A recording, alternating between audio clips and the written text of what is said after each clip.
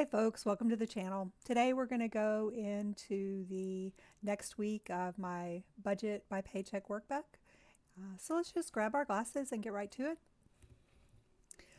Before we begin, I wanted to go over some updates to my salary, and I wanted to point out that I've increased, because I've had an increase in the salary. Some of the amounts that are being pulled out have increased or changed a little bit. So I just wanted to kind of go over those real quick.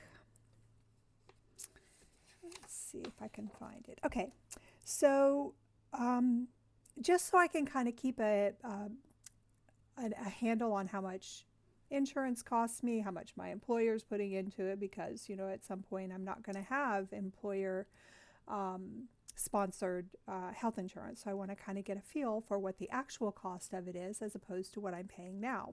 In addition to that, the amount that's coming out of my paycheck for long-term savings when I retire, typically most of that will no longer be contributed to. So it's important to know that, how much I make versus how much is my take home and what amount is being pulled out for various things that aren't in your face kind of expenses. So I just wanted to go over that. Just so I don't know if you all keep track of that too, but I think it's important, particularly when you are looking to retire, to have a complete picture of what's going on with the finances. All right, and I did, pay off that debt, but of course I added $8,000 to the debt right away. So even though I paid it off, it's still not paid. So my goals are roughly still the same as they were at the beginning of the year. So my health insurance went down quite a bit. What I did was even though I have some health issues, the health issues I have, they're managed through supplements, and I do have a prescription that I get every month, but it's a zero copay. And that, with the new insurance, it's still a zero copay.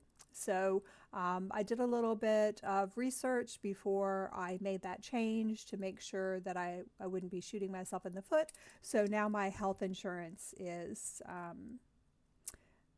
considerably less. The employer's still paying, quite a bit on that as well.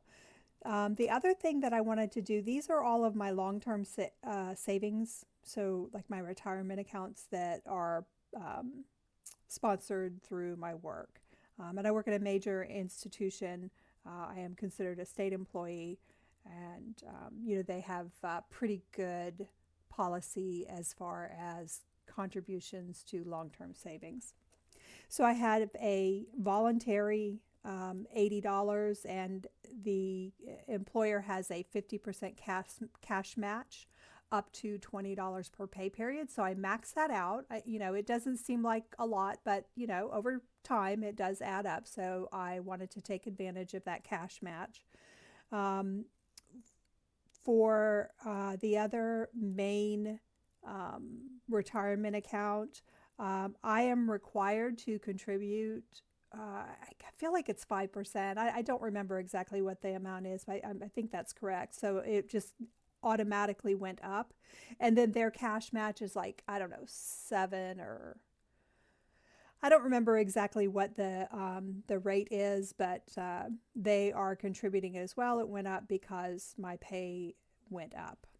So if we count what I'm contributing out of my payroll deductions and what I'm contributing to my monthly Roth, what I'm contributing monthly towards my Roth IRA, I am putting in $22,372 into long-term savings through a TIAA account, and also through an Edward Jones account that is managed. So, arguably I should be, going up at least that amount every year, but, investments being what they are, that's not a guarantee. So I just wanted to show you that update before we get started in the next week of July. So if you didn't see last week, I did have an unexpected electrical problem, and I had to have it fixed because it was a fire hazard, and that ended up being $7,900, I think $7,977. So that went on my credit card.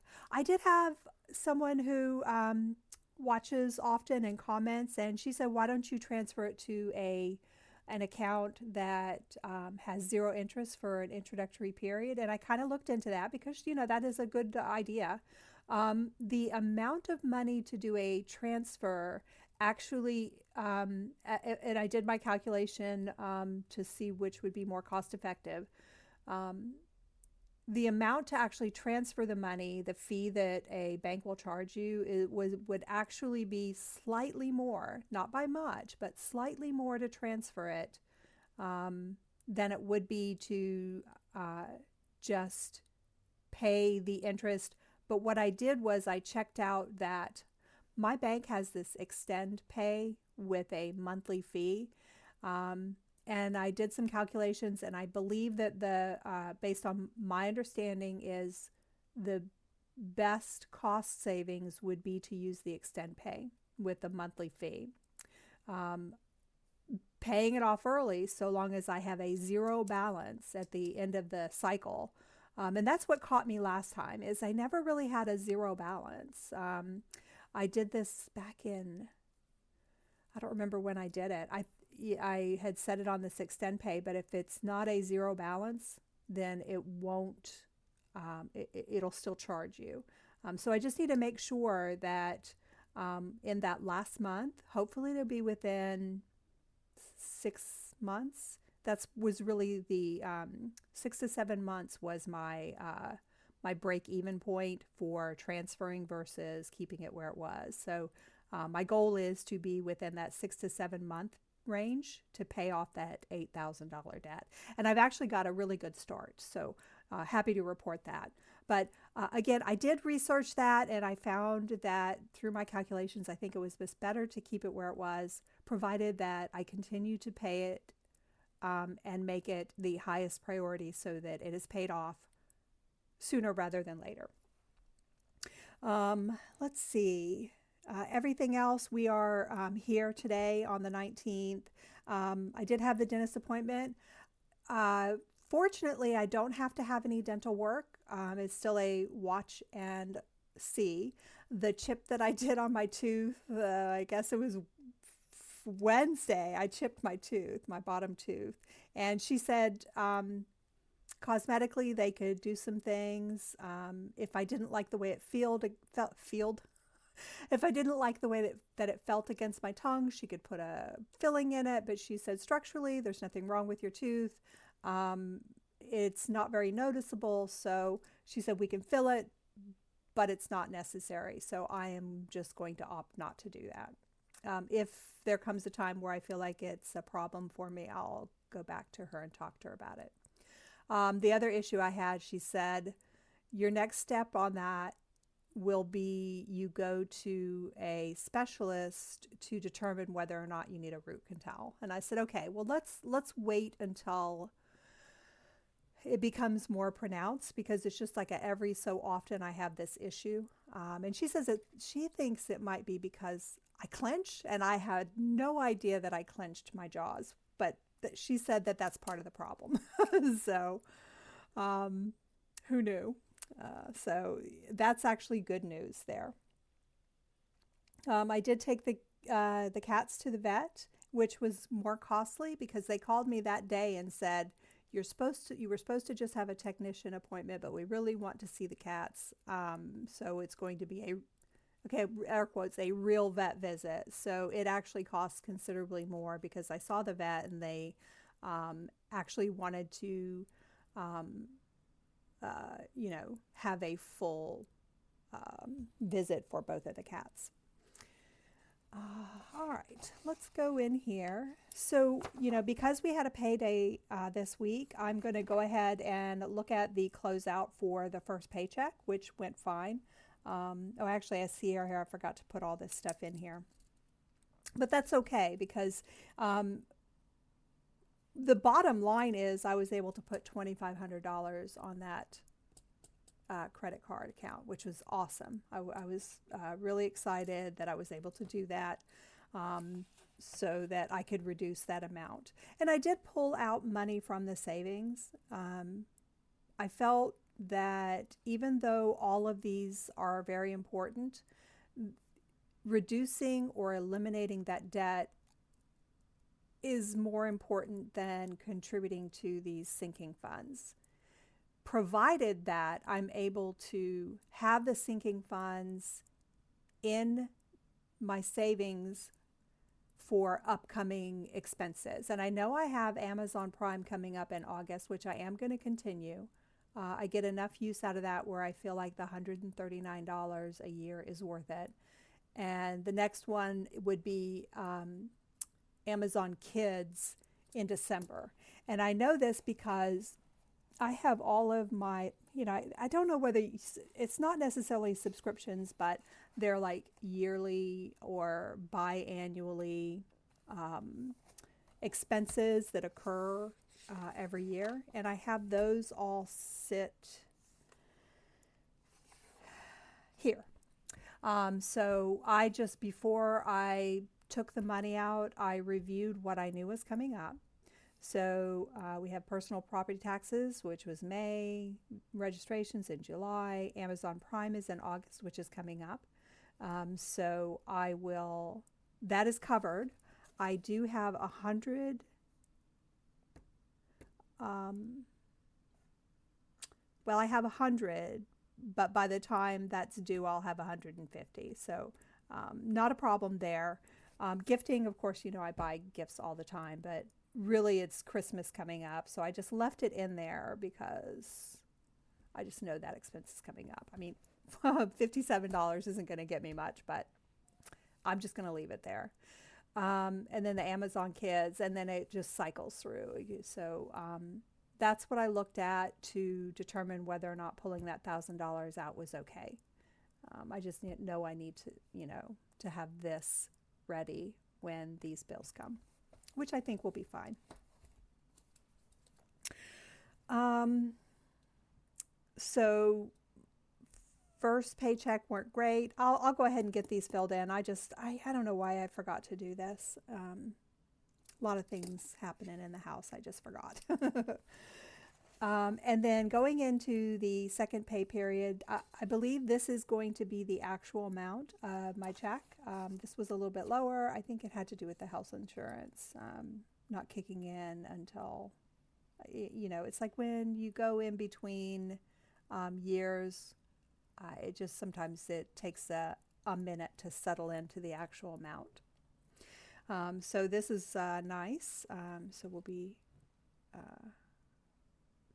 taking care of that. And here I see I have 150, but I'll have to check. I don't think I have $207. I'm pretty sure this is $100. I don't know why I wrote 150. Okay.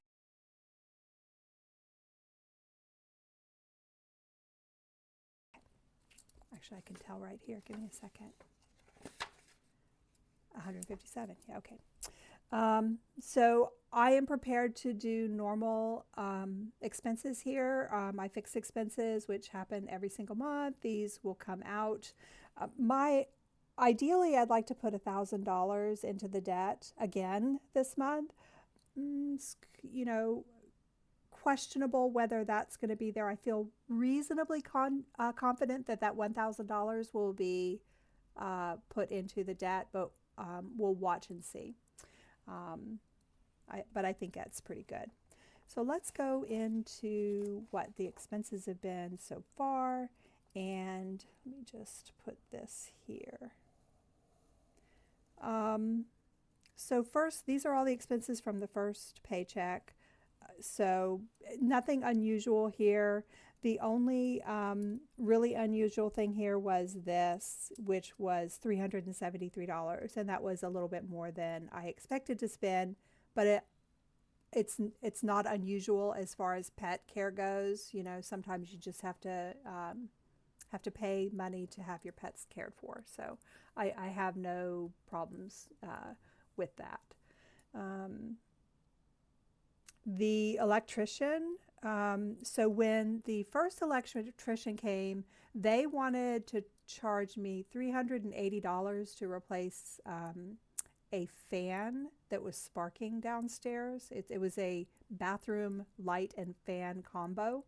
And when the fan was going, which we never used because it made a horrible noise, they said it was causing sparks inside of the between the walls, you know, the floor and the ceiling, whatever, you know, between the levels of the house. So they said that it was a must that we replace that. And I said, well, we're $380. I don't think I'm going to pay you to do that. And I said to my son, I said, hey, can you do this? And he said, yeah, I think I can do that. And he got into it and he realized, no, I can't do this. So I called a different electrician because I wasn't going to spend $380 for someone to do that for me. And they charged me $175. I picked up $200 because I was there and um, I was in the drive-through because I was in between errands and I didn't want to go into the bank, so I just got $200. So I gave them $175 for that, and I spent how much did I spend? And I don't even see it. Oh, I know why. It's because I paid cash up for it. I can't remember how much I spent for the ceiling fan and light. I think it was less than 100, more than 75. It was some time in that range. And Rachel had given me cash, so, and I just haven't written that cash because I actually spent it on taking care of stuff at. I think I have like $105 or something in my wallet that I will need to take to the bank at some point. But I did use cash on that. So this ended up being what, 250 versus 380. So I think that was a savings. I was hoping my son would be able to do it. I didn't even look at it because I just did not think I was a good person to be doing electrical. I have replaced fans before, but this, looking at it, it was a lot more complex because it was in the drywall and it was between the floors, and I was like, this is way beyond the scope of my ability. So that was the end of that. All right, so the $2,500 went out, and I had that extra electrical visit. Everything else pretty normal. The U.S. Bank, of course, we started off at 148, and now we are at 5,600 or so. Yesterday we watched a movie with the boys, and so I went ahead and purchased the movie for them so we could watch it again. I did have a statement credit, which I went ahead and applied. Even if it was $5, I would have applied it, but $89 is not bad. So I went ahead and applied that, and now the balance is roughly 5,600, which is better than 8,000. So slowly but surely I'll get this whittled down. It just is really unfortunate that my next goals are going to have to be delayed for a little while. I was really looking forward to building up that cushion so that when all of these things came up, I wouldn't be doing this bit. So that looks good. And then my savings, I have not contributed, and I don't anticipate contributing to this for a while. I will have the $50 at the start of the month every month, but other than that, until such time as that debt's paid off, I'm really not going to do much to that at all. And as far as the rest of it goes, I did receive the balance. The minimum payment's $94, which I will always pay. But here's the $2,500 I paid, and everything else is, we haven't done anything since it's not the end of the month. So that's kind of how the month went, or the week went. And my next video is likely to be the 26th. So, perhaps by then I'll have the August setup done. I have started working on a couple little things, but because it's so far out, I haven't really done much with that. But and I am going to probably do a no spend next month because there's really nothing coming up that I recall that I would need to be spending extra money on. I do have this, but I wouldn't call that a like the normal bills. I wouldn't be saying it's not a no spend day, and that's how I did it in February.